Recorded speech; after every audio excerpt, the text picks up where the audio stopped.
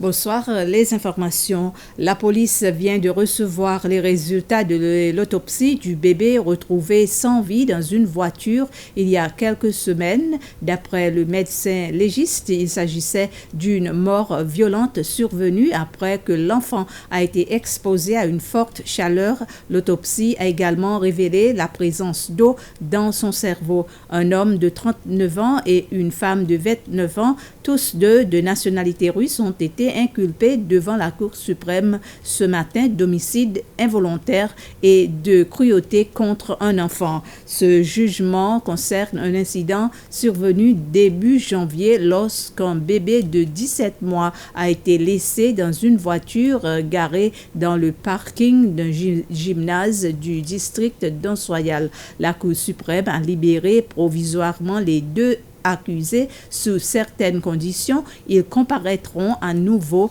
le 8 février. Une femme de 53 ans a été trouvée présumée pendue de bonne heure ce matin à l'extérieur de son lieu d'habitation à Petit Paris. Cet incident a été rapporté au poste de police d'Ansopin vers 5 heures du matin. La police a ouvert une enquête en attendant les résultats de l'autopsie pour établir les causes exactes de la mort de cette dame. Depuis le 1er de ce mois février, toutes les licences maritimes gérées auparavant par l'autorité séchelloise de délivrance des permis reviennent désormais à l'autorité séchelloise de la sécurité maritime SMSC.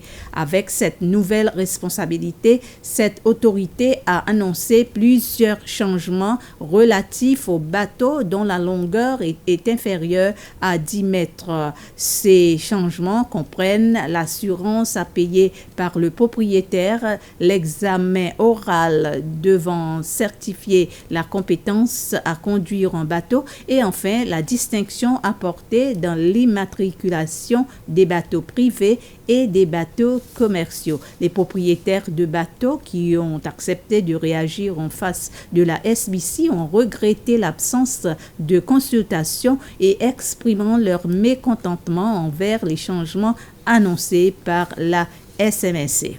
C'était les informations. Merci de votre attention.